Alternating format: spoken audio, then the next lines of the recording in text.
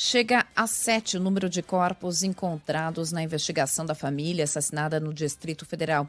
Até agora, 3 suspeitos foram presos e os mandantes do crime seguem desaparecidos. A gente vai a Brasília conversar agora sobre essa história com o Rafael Procópio. Exatamente, pessoal. Bom dia a vocês, bom dia a todos que nos acompanham. Antes de a gente chegar nessas atualizações, tentar trazer um método meio cronológico para a gente explicar para quem está nos acompanhando exatamente o que está acontecendo aqui em Brasília e também no entorno da capital do país, especificamente nos estados de Goiás e no estado de Minas Gerais, para a gente entender de fato esse caso, que a cada dia que passa tem um novo complicador, tem uma nova linha de investigação. Para a gente começar, na sexta-feira um carro carbonizado foi encontrado ali próximo à região de Cristalina, em Goiás, com 4 corpos.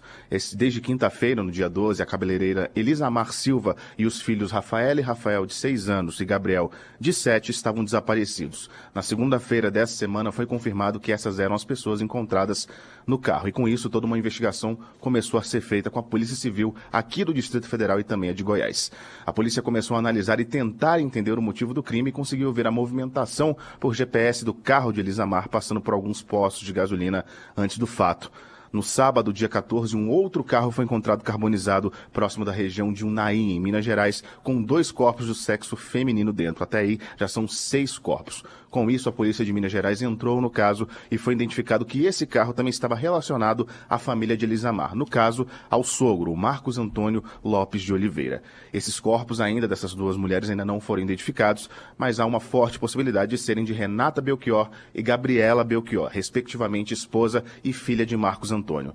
Na terça-feira dessa semana, o primeiro suspeito do crime foi preso, Gideão Batista, de 55 anos. Em depoimento, ele disse que teria sido contratado por Marcos e pelo filho, Tiago Belchior, para ir encomendando a morte de Elisamar, dos 3 filhos e dessas 2 mulheres que eu citei. Então, só para a gente resumir, o suspeito disse que Tiago tinha encomendado e participado da morte da esposa Elisamar e dos 3 filhos, e junto com o próprio pai também tinha planejado a morte da própria mãe e da irmã. Tudo isso seria por conta de uma quantidade em dinheiro que essas pessoas teriam, entre dinheiro, de fato, dinheiro vivo e imóveis, de cerca de R$500 mil, somando tudo isso dessas 6 vítimas. A gente vai entender agora um pouco mais, vai ouvir um dos delegados do caso, o Ricardo Viana, daqui do Distrito Federal, falando um pouquinho sobre essa possível motivação do crime, uma das linhas de investigação. Nós aprendemos dinheiro com ele, que ele disse que foi por parte de pagamento, cerca de 16 mil. Eles participaram efetivamente da morte e também da carbonização desses corpos. Esses indivíduos foram presos, que foram os executores materiais desse crime. No caso, a gente está ouvindo o delegado falando sobre o Gideão e o Horácio, e no caso que eles teriam recebido essa quantia de R$15 mil.